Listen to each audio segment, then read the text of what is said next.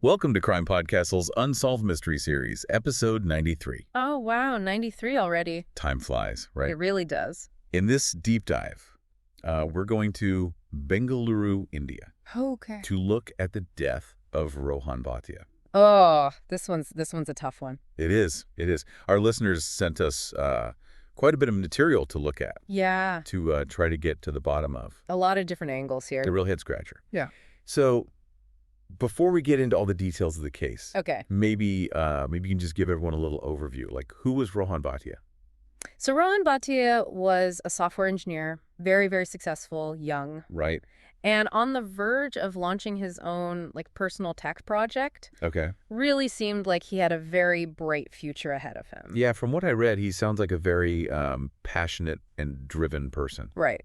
Dedicated, intelligent, warm. You know, you read these accounts from his friends and family, and it's just this image of someone who is really loved and respected, which makes this whole thing even more tragic, you know? So, all right, let's get into it then. Yeah. Walk us through the night of his death. Like, what do we know about his last known movements? So it was November 18th, 2018. He was out celebrating with friends. Oh, celebrating. A promotion at work. They went out to dinner, had a good time. Pretty normal evening by all accounts. Okay. Then later that night, he drove home alone. Okay, and then what? And that's where things start to get a little fuzzy, you know? The next morning, his body was found. Where? In a vacant lot, not too far from his apartment. Oh, wow. Okay. And what was the cause of death?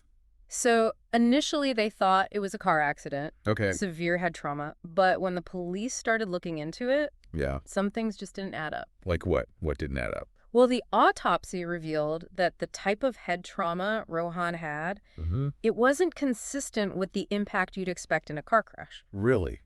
Explain that. You'd think in a car accident you'd see other injuries, right? Yeah. Like to the chest or arms from hitting the steering wheel or dashboard. Right. But Rohan, he only had the head injury. So, like, blunt force trauma to the head. Exactly. Like he was struck with something. That is suspicious. Right. Okay, so what about his car? Did they find the car? They did. It was parked a few blocks away. Parked. Neatly parked, engine off, doors locked. And no signs of damage, no struggle, nothing. That's really strange. So it doesn't sound like an accident at all. It's very strange. Then you have his belongings. His phone and wallet were missing. Okay, so robbery. Well, they thought that at first, but no credit card activity, and his phone was switched off. That's weird. It is. Okay, what about security cameras? Any footage of him? There's footage of his car entering his neighborhood, Okay. but nothing after that. No footage of him getting out of the car or interacting with anyone. It's like he just vanished. Wow. Okay, so we have this young man. He's successful. He's well-liked. He's got this promising future. And then, poof. Gone. And the circumstances are just strange. It's a puzzle. It's a puzzle. Yeah. You know, this case really got to me. Yeah. It's heartbreaking, you know? It is. This young guy, so much potential, and then it's all just gone. It makes you think, doesn't it? It does. And it wasn't just his family and friends who were affected. Right. You said this case really shook up Bengaluru, right? Oh, absolutely. I mean, imagine living in that city at the time. Yeah. This successful young guy is found dead, and nobody knows what happened. So it's natural that people would start to worry about their own safety. Exactly. And it wasn't just about being scared. It's about that feeling of, like, if this could happen to him, it could happen to anyone. Right. Like nobody's safe. Yeah. And then you start to question everything. Like, are the police doing enough? Is my neighborhood safe? I can see how that would happen. Did anything actually change in the city because of this case? Oh, yeah, definitely. Like what? Well, people became a lot more vigilant, you know? They started paying more attention to their surroundings. Okay. Reporting suspicious activity, looking out for each other. So kind of like a community watch type of thing. Right. And there was a big push for more security measures, like better street lighting and more CCTV cameras. It's interesting how something so tragic can lead to positive change. It is.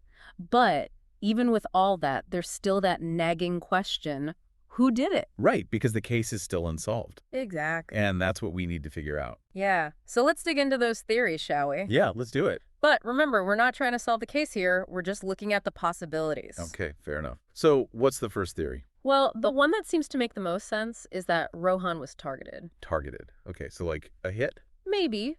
Remember, he was working on this big tech project, and he had that disagreement with a colleague. Yeah, over some intellectual property stuff. Right. So it's not hard to imagine someone saw him as a threat. Okay, I can see that. But wouldn't there be more evidence of that? You'd think so, right? Like threats or something? But the police didn't find anything like that. So maybe targeted, but no proof. Right. So what about random crime then? Could it have been a robbery gone wrong? I mean, his stuff was missing. True, but the car was parked so neatly. Yeah, that is weird. And there were no signs of a struggle. Doesn't really fit, does it? Not really. Okay, another theory is personal revenge. Connected to that dispute with his colleague. Exactly. Maybe it was more serious than we know. But again, no evidence. Nothing concrete, no. Yeah. So that leaves us with the last theory, and this one's a bit out there. Out there how? It's the staged accident theory. Staged accident. Meaning someone made his death look like an accident. Okay, but why go through all that trouble? That's the million-dollar question. It suggests that whoever did this, they were very careful, very deliberate. And they wanted to mislead the police. Exactly. So what evidence is there for this theory? It's mostly circumstantial. Like what? Give me an example. Well, the parked car, the lack of other injuries, the missing belongings that were never used. I see what you mean. It all points to someone trying to control the narrative. Wow, that's a lot to take in. It is. So which theory do you think fits best? Honestly, I don't know. You either? They all have their problems. They do. Maybe someday we'll get some answers, some new evidence will come up. Yeah, maybe. But for now, we're left with more questions than answers. It happens. And, we can't forget about Rohan's family and friends. Of course not. They're the ones who are truly suffering here, still waiting for answers, still grieving. It's a reminder that this isn't just a puzzle to solve. It's about real people whose lives have been shattered. Exactly. So we've really gone deep on this case, looked at every angle, every piece of evidence. A lot of twists and turns. Yeah, and I think it's easy to get lost in the details, Right. But I want to step back for a second. Okay. And think about what this all means. For us. Yeah, for all of us. Yeah. What can we learn from a case like Rohan's? A case that, even after all this time, is still unsolved. That's a good question.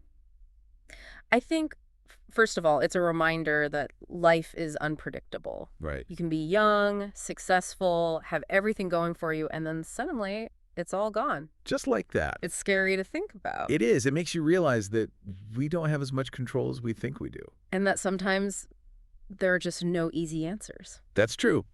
But on the other hand, we also saw how the community in Bengaluru came together after Rohan's death. Oh, yeah. People demanded better security. They looked out for each other. They wanted justice for Rohan and his family. It shows you the strength of community. Yeah, even in the face of tragedy. Exactly. And I think another thing we can take away from this is that the search for justice can be long and difficult. And sometimes it feels like you're never going to get the answers you're looking for. Right, but you have to keep trying, keep searching, even if it's just for peace of mind. Absolutely. Well, I think that about wraps up our deep dive into the unsolved case of Rohan Bhatia. Yeah, we covered a lot of ground. We looked at the evidence, the different theories, the impact this case had. And sadly, we're still left with a lot of unanswered questions. But hopefully, by exploring this case, we've gained a little more understanding about these kinds of mysteries, Yeah, and how they affect people, families, entire communities. Exactly. And if you're listening out there and you have any thoughts about this case, any theories, be sure to share them with us. We always love hearing from you guys. And if you're interested in more deep dives like this one, be sure to follow and subscribe to CrimePod Castle for new episodes every week. Stay curious, everyone. And we'll see you on the next deep dive.